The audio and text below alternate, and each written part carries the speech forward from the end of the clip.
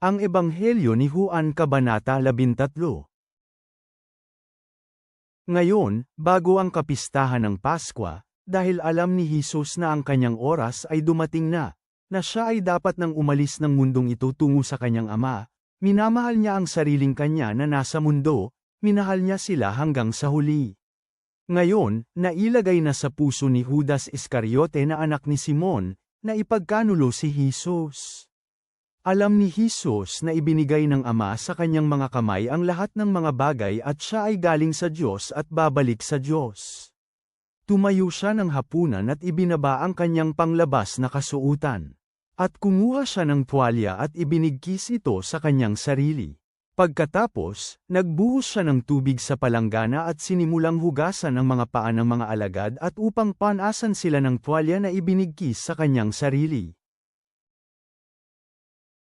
Lumapit si Jesus kay Simon Pedro, at sinabi ni Simon Pedro sa kanya, "Panginoon, huhugasan mo ba ang aking mga paa?" Sumagot si Jesus at sinabi sa kanya, "Sa ngayon ang ginagawa ko ay hindi mo pa maintindihan. Ngunit sa darating na panahon ay maiintindihan mo rin ito." Sinabi ni Pedro sa kanya, "Hindi mo kailanman huhugasan ang aking mga paa." Sumagot si Jesus, "Kung hindi kita huhugasan, hindi ka magkakaroon ng bahagi sa akin."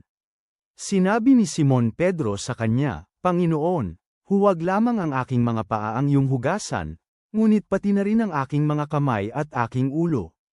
Sinabi sa kanya ni Jesus, "Ang sinuman na nakaligo na ay hindi na kailangang maghugas ng kahit ano pa maliban sa kanyang mga paa, at siya ay malinis na, malinis ka na, ngunit hindi lahat kayo." Dahil alam ni Jesus kung sino ang magkakanulo sa kanya, kaya sinabi niya, "Hindi ang lahat sa inyo ay malinis." Pagkatapos hugasan ni Jesus ang kanilang mga paa at kunin ang kanyang mga damit at muling umupo, sinabi niya sa kanila, "Alam ba ninyo ang ginawa ko para sa inyo?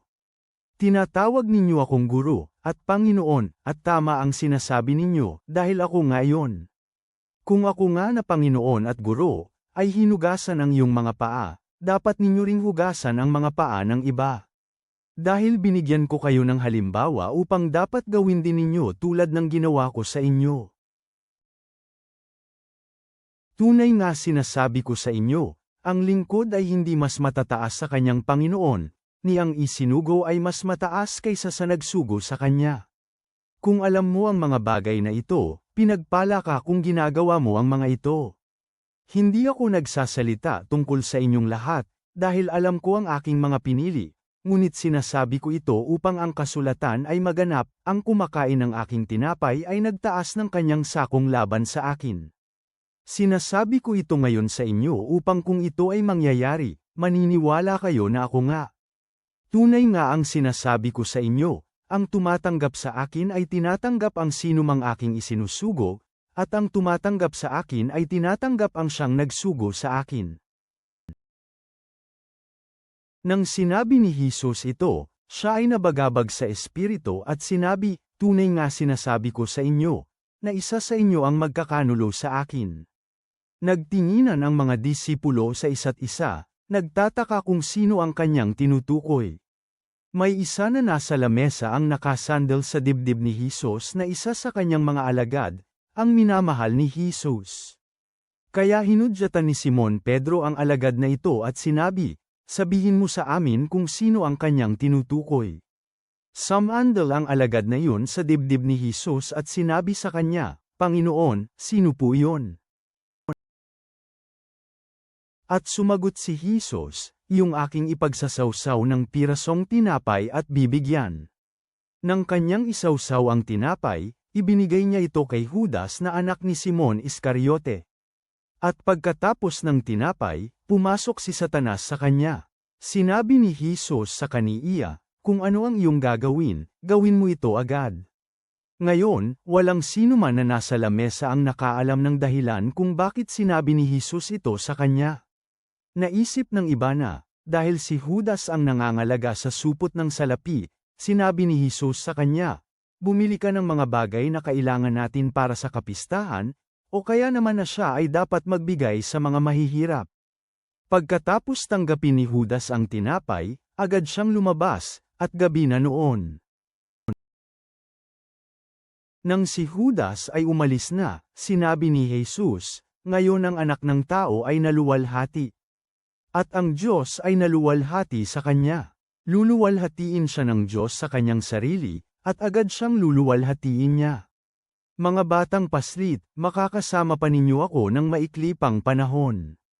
Hahanapin ninyo ako, at tulad ng sinabi ko sa mga Hudyo, kung saan ako pupunta, hindi kayo makakapunta. Ngayon sinasabi ko rin ito sa inyo. Binibigyan ko kayo ng isang bagong kautusan, na dapat ninyong mahalin ang bawat isa. Kung paano ko kayo minahal, gayon din naman dapat ninyong mahalin ang bawat isa.